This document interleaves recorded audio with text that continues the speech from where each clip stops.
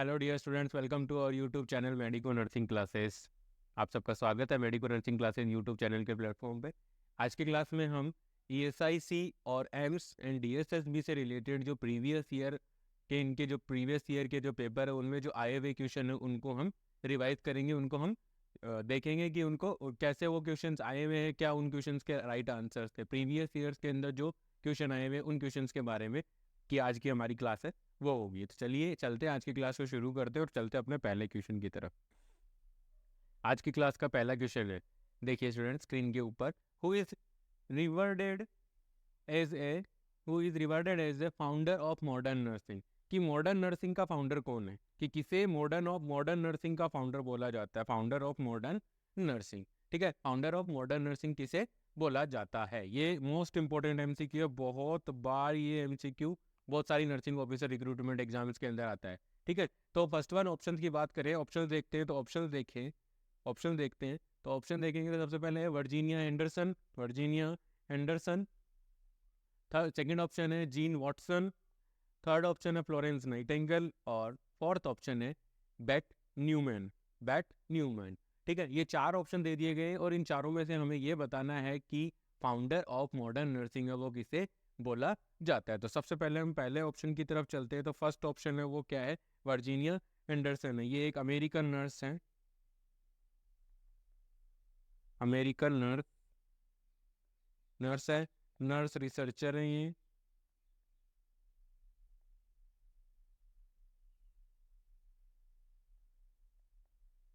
Nurse researcher और theorist,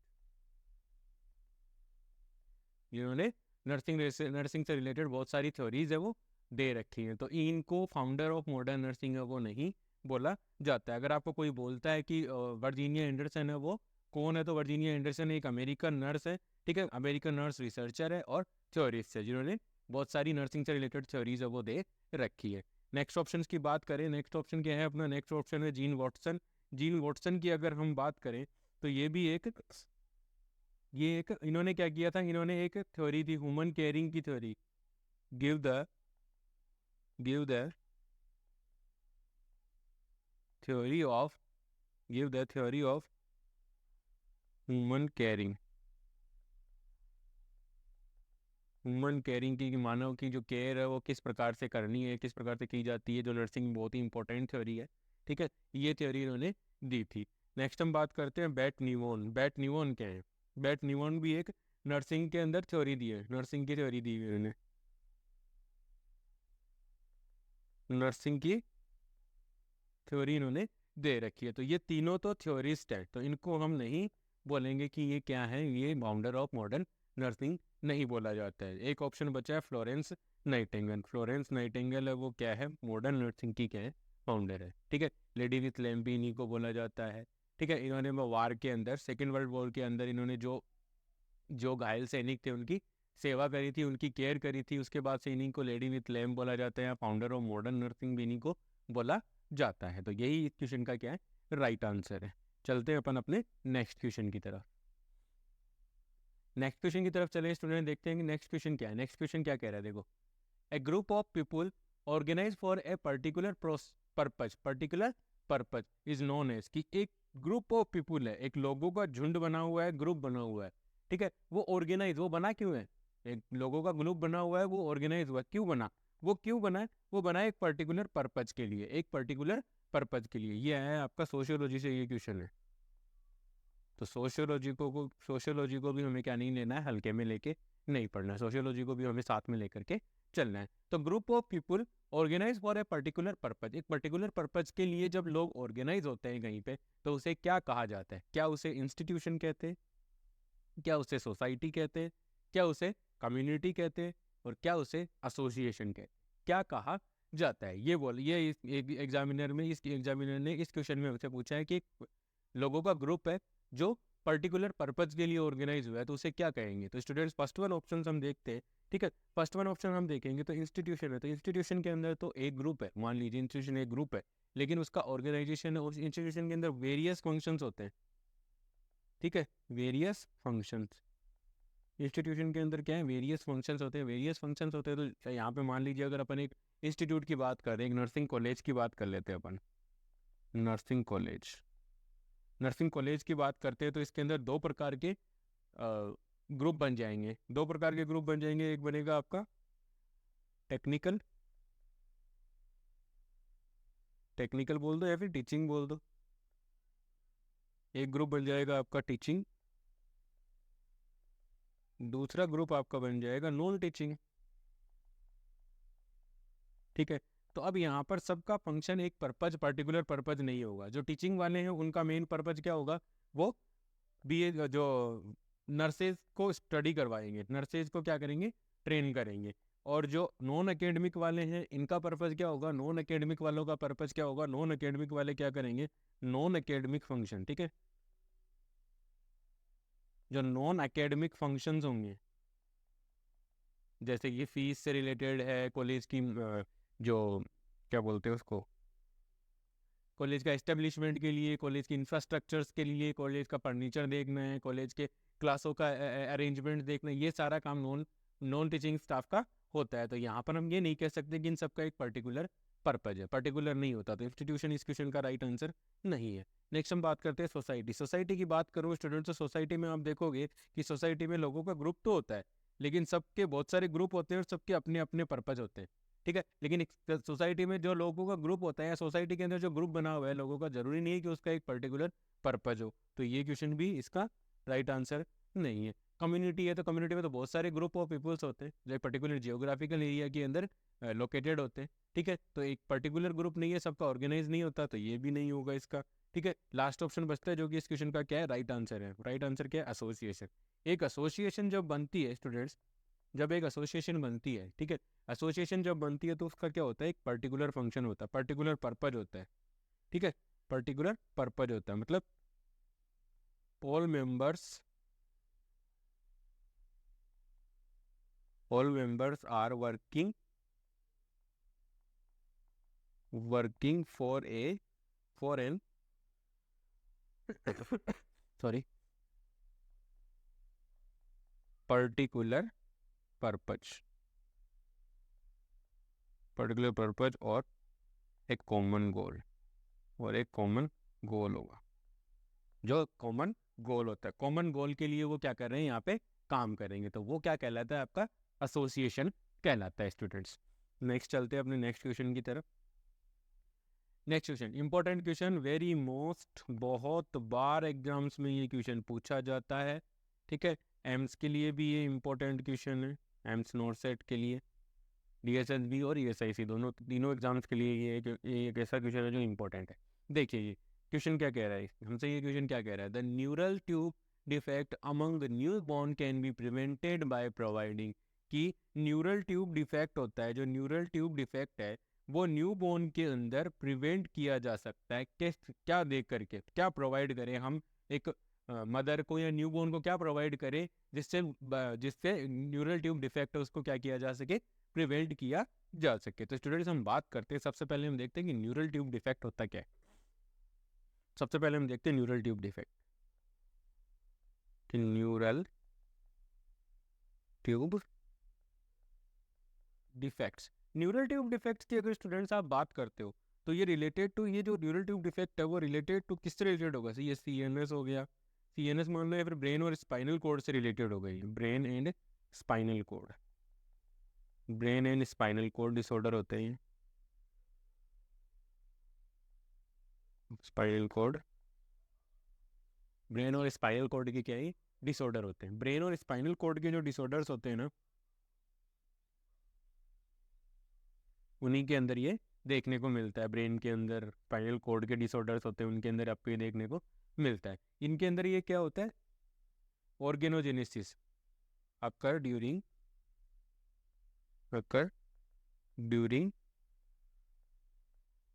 organogenesis.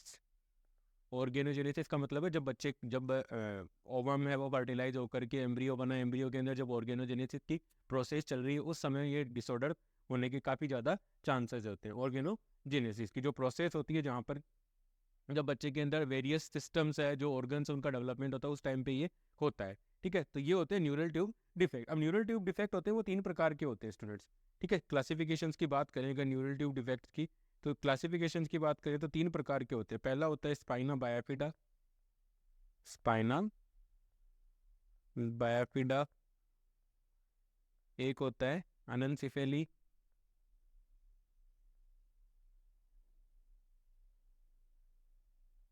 अननसिफेली, और एक होता है एनसिफेलोसील।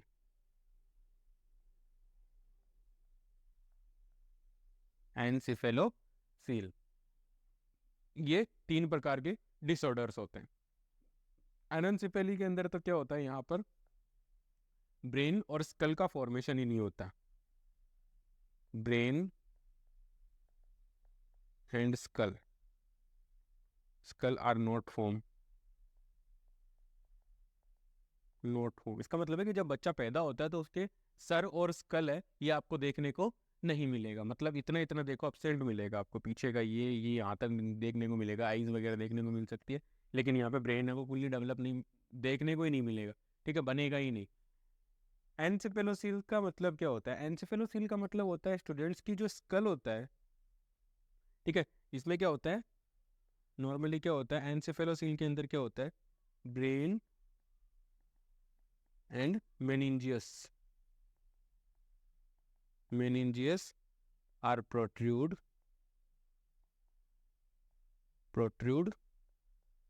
from skull।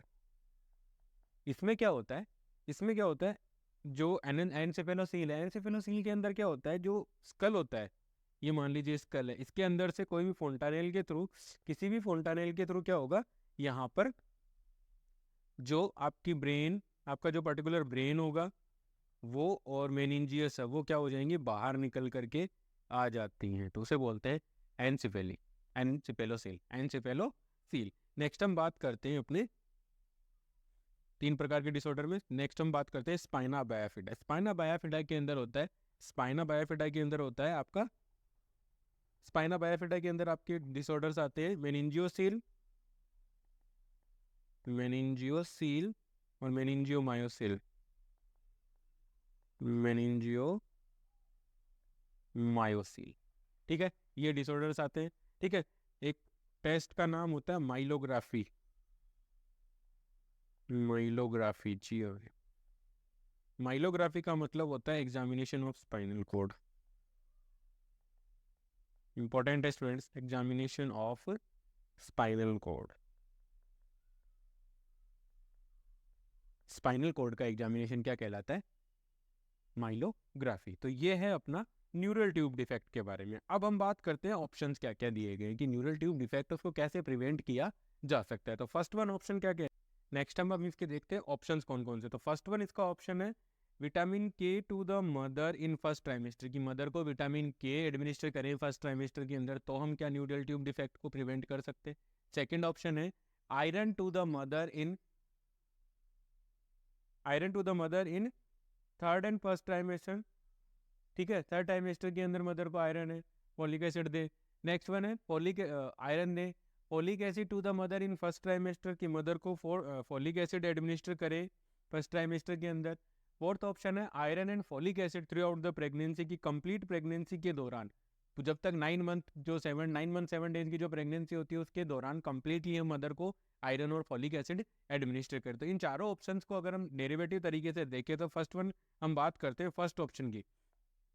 फर्स्ट ऑप्शन की स्टूडेंट्स अगर हम बात करें फर्स्ट ऑप्शन की, तो फर्स्ट ऑप्शन की बात ये है कि फर्स्ट ऑप्शन क्या कह रहा है, vitamin K to the mother in first trimester, की फर्स्ट ट्राइमेस्टर के अंदर मदर को विटामिन के देखा जाए तो vitamin K has no role in organogenesis.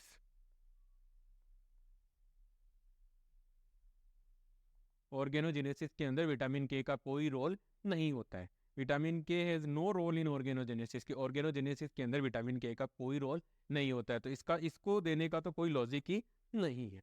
ठीक है, इससे विटामिन के को देने का तो कोई लॉजिक नहीं है। इसका मतलब ये हो गया कि हमारा जो फर्स्ट ऑप्शन है वो तो गलत है, वो ऑप्शन तो क्या है, गलत ऑप्शन है। सेकंड वन ऑप्शन देखते हैं iron to the mother in third trimester में आयरन एडमिनिस्टर करने का भी कोई रोल नहीं है, ये थर्ड है आ रही है। ठीक है, थर्ड ट्राइमेस्टर के अंदर मदर को क्या क्या करना है, थर्ड ट्राइमेस्टर के अंदर आयरन देने का यहाँ पर मेन पर्पज हम सिर्फ ब्लड फॉर्मेशन या हीमोग्लोबिन के लिए, या हीमोग्लोबिन HB, हीमोग्लोबिन बढ़ाने के लिए भले ही दे सकते हैं, बाकी आयरन का यहाँ पे, क्योंकि न्यूरल ट्यूब डिफेक्ट क्या है, एक ऑर्गेनोजेनेसिस के अंदर डिफेक्ट होता है। न्यूरल ट्यूब डिफेक्ट है वो क्या है, ऑर्गेनोजेनेसिस के अंदर दिक्कत होती है। थर्ड ट्राइमेस्टर के अंदर बच्चा कंप्लीटली बन चुका होता है, थर्ड ट्राइमेस्टर के अंदर ओनली मेच्योरेशन होता है ऑर्गन्स का, उसके अंदर कोई रोल नहीं होता। तो ये सेकंड ऑप्शन भी गलत है। थर्ड ऑप्शन की बात करें, folic acid to the mother in first trimester, this is the right answer for this question. Folic acid देना है मदर को फर्स्ट ट्राइमेस्टर के अंदर, ठीक है, ये है इस क्वेश्चन का राइट आंसर। फॉलिक एसिड देना है मदर को, कब देना है, फर्स्ट ट्राइमेस्टर के अंदर। नेक्स्ट है folic acid throughout the pregnancy. Through out the pregnancy देने का इतना कोई मेजर रोल नहीं होता है। आयरन और फॉलिक एसिड अगर आप मदर को थ्रू आउट प्रेगनेंसी देते हो तो कोई मेजर रोल नहीं है, क्योंकि मैं नॉर्मली न्यूरल ट्यूब जो एंटीडीज होती है, जो एंटीडीज है वो होती है ऑर्गेनोजेनेसिस में,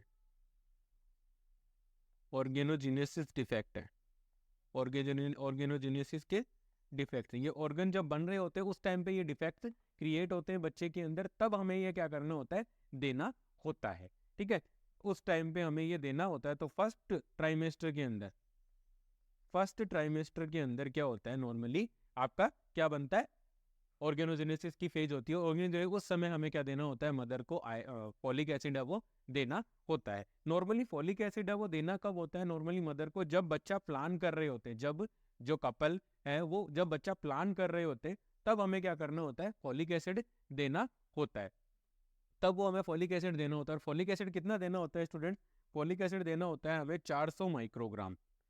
ये एक रिकमेंडेशन है गवर्नमेंट ऑफ इंडिया की कि कितना देना है हमें,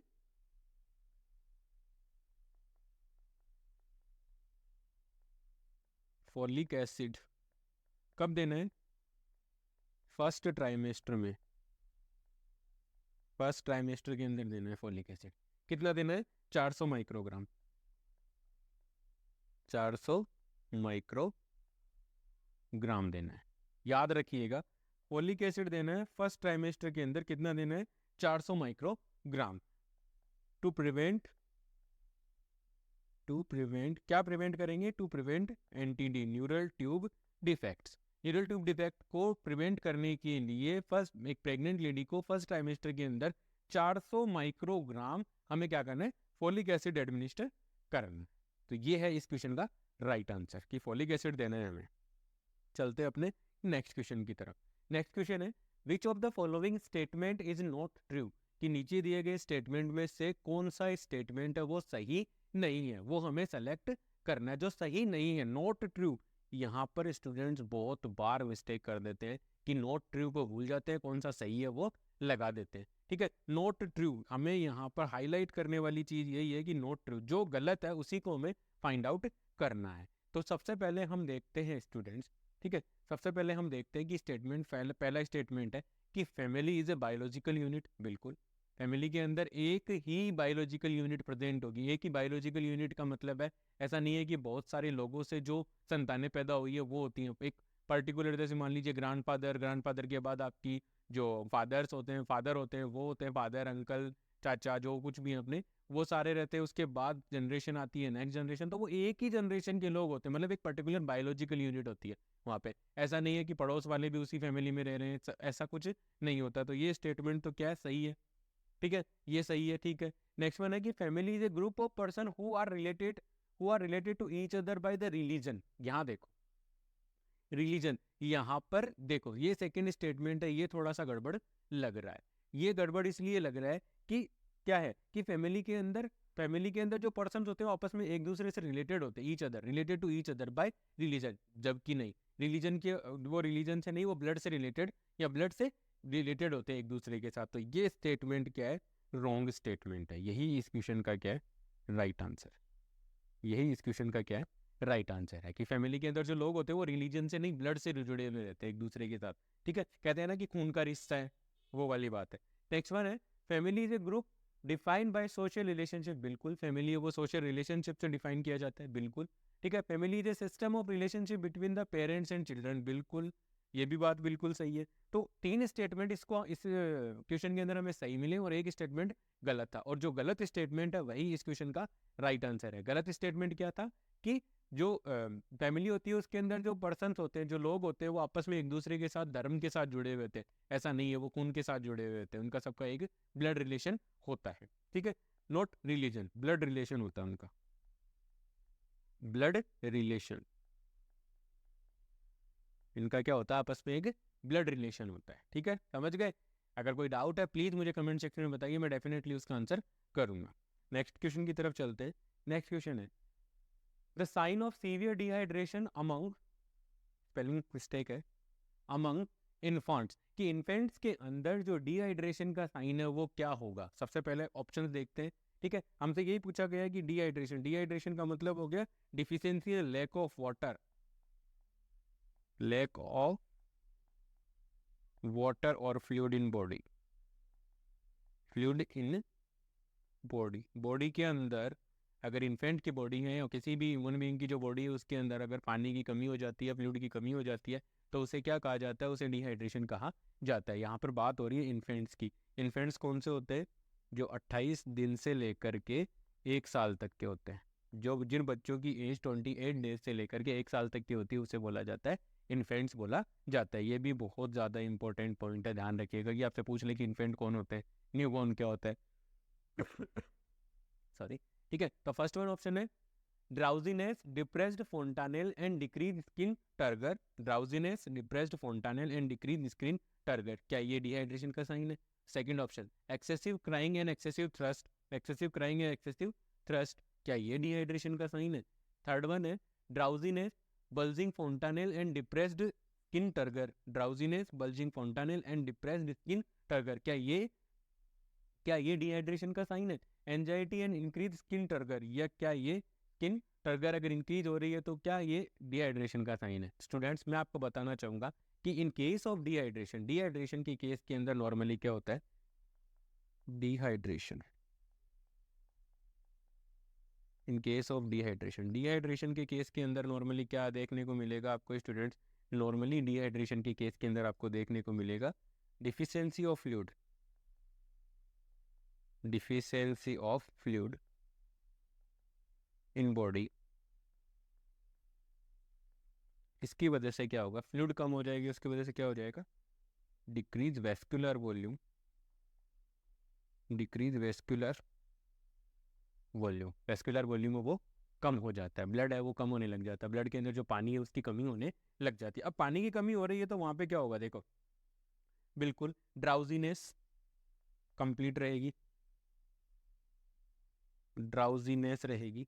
ठीक है, और डिप्रेस, जो फोंटानेल्स होते हैं बच्चे के अंदर, जब बोन आपस में फ्यूज नहीं होती है तो उनके बीच में जो गैप होता है वहां पे क्या होता है, फोंटानेल्स प्रेजेंट होते हैं। फोंटानेल्स जब जब डिहाइड्रेशन की कमी है, डिहाइड्रेशन है, फ्लूइड कम है बॉडी के अंदर, तो जो क्या होगा, अगर पानी की कमी है तो जो फोंटानेल्स है वो क्या हो जाएंगे, डिप्रेस्ड हो जाएंगे। तो डिप्रेस्ड हो जाएंगे फोंटानेल, डिप्रेस्ड फोंटानेल, फोंटानेल्स अब वो डिप्रेस्ड हो जाएंगे। ठीक है, अब फोंटानेल्स डिप्रेस है, पानी की कमी हो गई तो स्किन कैसी हो जाएगी, स्किन की जो टर्गर है, ठीक है, स्किन की जो टर्गर है वो क्या हो जाएगी, डिक्रीज हो जाती है। डिक्रीज ये poor skin turgor, poor skin turgor, skin turgor है वो क्या हो जाती है, वो भी क्या हो जाएगी स्टूडेंट्स, पुअर हो जाती है। ये डिहाइड्रेशन के साइन। अब हमें ढूंढना है कि ये डिहाइड्रेशन के साइन, फर्स्ट वन ऑप्शन के अंदर आप देख सकते हो ये तीनों साइन आपके प्रेजेंट है, और यही इस क्वेश्चन का क्या है, राइट आंसर है। और यही इस क्वेश्चन का क्या है, राइट आंसर, यही इस क्वेश्चन का क्या है स्टूडेंट्स, राइट आंसर है। कि जब इन्फेंट के अंदर डिहाइड्रेशन होगा तो उसका सीवियर डिहाइड्रेशन होगा तो स्किन के जो इन्फेंट है उसकी स्किन अगर पुअर हो जाएगी, फोंटानेल्स होते हैं बच्चे के सर में वो क्या हो जाएंगे, डिप्रेस हो जाएंगे, और ड्राउजीनेस रहेगी। एक्सेसिव थ्रस्ट एंड क्राइंग ये नहीं है। ठीक है, थ्रस्ट के बारे में भी बच्चा बता ही, इन्फेंट बता ही नहीं पाएगा।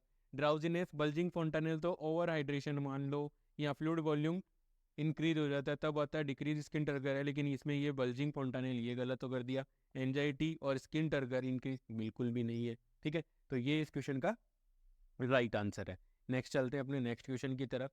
नेक्स्ट क्वेश्चन है what name did Freud give to, Freud Sigmund Freud की बात हो रही है, Freud give to his model to of developed which comprise the id ego and superego, कि जो सिगमंड फ्रूड ने एक मॉडल दिया था जिसमें उन्होंने बोला था कि ईड, ईगो एंड सुपर ईगो के बारे में बताया था, उसे क्या कौन सा मॉडल बोला गया है? कि सिगमंड फ्रॉइड ने एक मॉडल दिया था जिसमें उन्होंने बताया था कि ईड क्या है, ईगो क्या है, सुपर ईगो क्या है। ईड, ईगो एंड सुपर ईगो के बारे में बताया था सिगमंड फ्रॉइड ने, ठीक है, सिगमंड फ्रॉइड ने। अब हमें ये देखना, इस क्वेश्चन में हमें ये बताना है कि जब ईड, ईगो, सुपर ईगो के बारे में सिगमंड फ्रॉइड ने बताया तो उसे कौन सा मॉडल नाम दिया गया? तो सबसे पहले हम बात करते हैं first one option topographical model, second होता है जेनेटिक मॉडल, थर्ड होता है अनकॉन्शियस मॉडल, और फोर्थ ऑप्शन है स्ट्रक्चरल मॉडल। तो स्टूडेंट सबसे पहले हम बात करते हैं छोटे छोटे जो दो तीन बातें हैं वो मैं बताना चाहूँगा आप लोगों को कि जेनेटिक मॉडल के बारे में बात करें तो जेनेटिक मॉडल के बारे में तो हम क्या करते हैं नॉर्मली, जेनेटिक मॉडल के बारे में तो हम नॉर्मली क्या करते हैं स्टूडेंट, जो जेनेटिक्स होते हैं, जो स्टडी ऑफ जीन्स करते हैं, स्टडी ऑफ जीन, हम क्या करेंगे, जीन की स्टडी करेंगे, जेनेटिक मटेरियल की स्टडी कर देंगे, जेनेटिक कैरेक्टरिस्टिक्स, जेनेटिक कैरेक्टरिस्टिक्स की बात कर लेंगे। तो ये तो हो गया जेनेटिक मॉडल, तो ये तो 2 नंबर तो बिल्कुल भी नहीं होना। अब हमें बात करनी है किसकी, अब हम बात करते हैं सबसे पहले टोपोग्राफिकल मॉडल की। टोपोग्राफिकल मॉडल भी किसने दिया है? सिगमंड फ्रॉइड ने।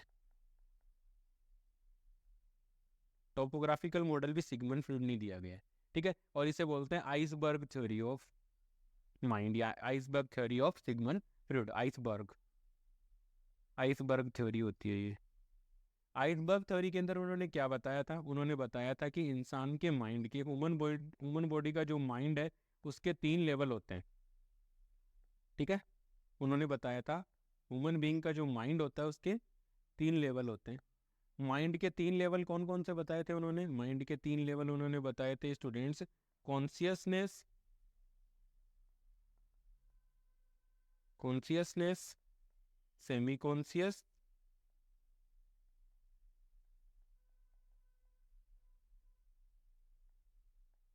सेमी कॉन्शियस और अनकॉन्शियस,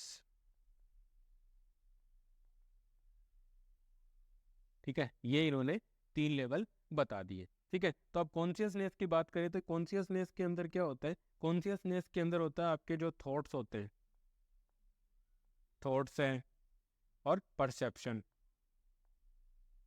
थॉट्स और परसेप्शन, ये दोनों कॉन्शियसनेस के अंदर इंक्लूड किए जाते हैं। कि आपकी जो थॉट चल रही है आपके दिमाग में वो कॉन्शियसनेस के अंदर है, कंटिन्यूसली चलती रहती है, ठीक है। परसेप्शन है कि जो भी चीज़ें आप सामने देख रहे हो उनको आप परसीव कर रहे हो, ठीक है, उसके बाद उनको पर्टिकुलर मीनिंग दे रहे हो, ठीक है, वो होता है आपका परसेप्शन। सेमी कॉन्शियस की अगर बात करूँ तो सेमी कॉन्शियस के अंदर होता है मेमोरी, मेमोरी और नॉलेज, आपका जो पर्टिकुलर स्टोर नॉलेज है, मेमोरी और मतलब जो चीज़ें आपको याद है वो आपके सेमी कॉन्शियस माइंड के अंदर है। और जो आपका नॉलेज है किसी भी पर्टिकुलर, जैसे कि हम सब बात कर रहे हैं नर्सिंग के बारे में, तो नर्सिंग के बारे में आपको अभी तक जितना भी आता है वो आपका स्टोर नॉलेज है, और वो कहाँ है? सेमी कॉन्शियस माइंड के अंदर है। और अनकॉन्शियस की अगर मैं बात करूँ तो अनकॉन्शियस के अंदर देखिए फियर है, फियर है, मोटिव्स है,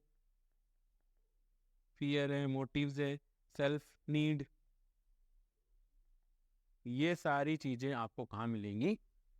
अनकॉन्शियस माइंड के अंदर। तो ये तो है एक टोपोग्राफिकल मॉडल ऑफ, ठीक है, टोपोग्राफिकल मॉडल है अपनी पर्सनैलिटी का मान लो, ठीक है, जो हमारे कैरेक्टरिस्टिक्स को हमें बता रहा है। तो ये है टोपोग्राफिकल मॉडल। यहाँ पर ईड, ईगो, सुपर ईगो की कोई बात नहीं हुई है, तो इसका मतलब है यहाँ सिर्फ consciousness, semi conscious, unconsciousness mind के लेवल की बात है। तो ये एक ये ईड, ईगो, सुपर ईगो के लिए मॉडल नहीं है। अनकॉन्शियस मॉडल तो यहाँ पर सिगमंड फ्रॉइड ने टोपोग्राफिकल मॉडल के अंदर ही बता दिया है कि अनकॉन्शियस मॉडल क्या होता है। अनकॉन्शियस लेवल मॉडल नहीं है, यहाँ पर होगा अनकॉन्शियस लेवल होगा, ठीक है। तो ये भी नहीं है, बचा अपने पास एक की स्ट्रक्चरल मॉडल।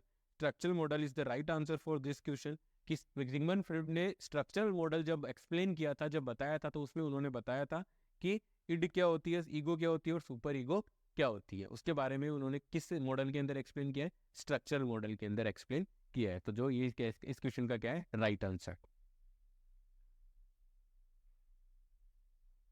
आज की क्लास में इतना ही। आई होप मेरे द्वारा प्रोवाइड किए जा रहे nursing lecture videos, MCQ series आपकी नर्सिंग ऑफिसर रिक्रूटमेंट एग्जामिनेशन की प्रिपरेशन में आपकी हेल्प कर रही होंगी। Please like, share and subscribe. Thank you so much.